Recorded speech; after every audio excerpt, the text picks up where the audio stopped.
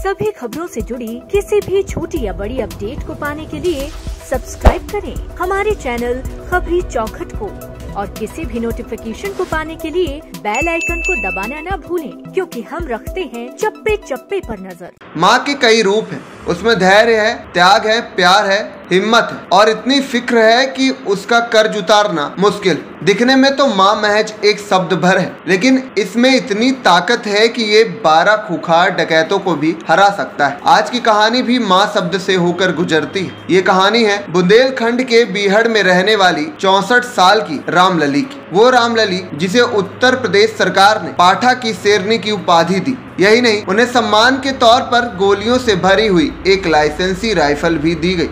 UP के सबसे पिछड़े इलाके में रहने वाली रामलली आज भी किसी महिला के साथ कुछ गलत होता है तो बंदूक लेकर निकल पड़ती। एक साधारण महिला के भीतर इतना साहस कैसे आया? कैसे एक अनजान बच्चे को बचाने के लिए रामलली 12 डकैतों से लड़ गई? बात उन दिनों की है जब चित्रकूट में डकैत ददुआ का आतंक था। लोग थाने पर उसकी शिकायत करने से भी डरते थे, क्योंकि ददुआ की मुखबिरी का मतलब होता था मौत। ददुआ सबसे ये कहा करता था कि जिस दिन मेरी मुखबिरी करने का ख्याल भी दिल में आया, समझ लेना कि तुम्हारी मौत हो चुकी है। 20 जून 1986 को ददुआ की निर्दयता का एक ऐसा ही मामला सामने आया। वह पुलिस के इन्फॉर्मर शंभू सिंह के गांव पहुंचा। बीच सड़क पर शंभू सिंह का गला काटा, फिर उसका गला बांस में बांधकर कई गांवों में घुमाया। यही नहीं, मुखबिरी के शक में एक बार उसने लधौहा गांव के जमींदार की दोनों आंखें निकालकर उसे जिंदा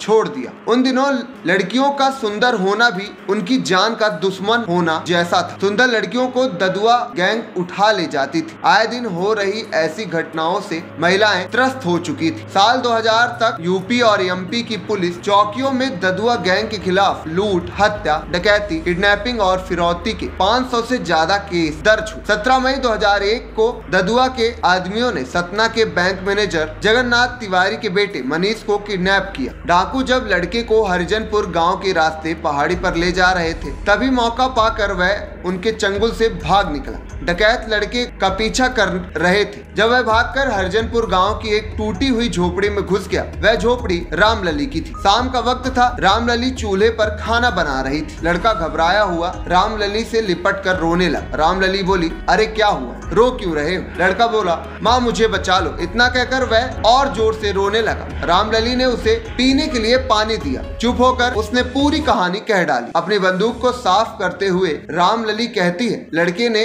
रोते हुए जब माँ कहा तो मुझे दया आ गई। अपनी हालात देख मैंने ठान लिया कि चाहे कुछ भी हो जाए, मैं उन्हें डाकुओं को नहीं सौंपूंगी। रामलली कहती है कि रात का समय था। 12 से 15 डाकुओं ने पूरे गांव को घेर लिया। डकैतों ने एक एक घर की तलाशी शुरू की। वो लोगों को धमका रहे थे कि अगर लड़के को लौटाया नहीं तो वो पूरे गांव में आग लगा देंगे। इस बीच मैंने लड़के को रसोई में छिपाकर आसपास महिलाओं को घर में इकट्ठा कर लिया। हम सबके हाथों में कुल्हाड़ी और हंसिया थी। तभी डाकुओं ने मेरे घर पर धावा बोल दिया। मेरे सामने ददुआ के आदमी बंदूक ताने खड़े थे। डाकुओं ने अंदर घुसने की कोशिश की तो मैं हथियार उठाकर चिल्लाने लगे। डकैत थोड़ा पीछे हटे तो महिलाओं ने पत्थर चलाना शुरू कर दिया। औरतों की भीड़ देख ददुआ गैंग वापस बीहड़ की तरफ भागने लगी। अफरा तफरी में डकैतों की कुछ बंदूकें भी वहीं छूट गई। उस दिन के बाद से मैं बीहड़ के डकैतों की आंखों में चढ़ गई। लड़का हाथ नहीं लगा। डकैतों को खाली हाथ लौटना पड़ा। इस बात से ददुआ आग बबूला हो गया। इसी बीच रामलली ने पति राम सुमेर और गांव वालों की मदद से पूरी घटना की खबर मानिकपुर थाने को दी। इसके साथ साथ लापता लड़के को भी पुलिस को सौंपा। ये बात जब ददुआ को पता चली तो वह भड़क गया। पारा इतना चढ़ गया कि ददुआ ने दिन दहाड़े रामलली के पति का अपहरण कर लिया। राम सुमेर अब ददुआ के कब्जे में था। ये बात जानते हुए भी रामलली घबराई नहीं।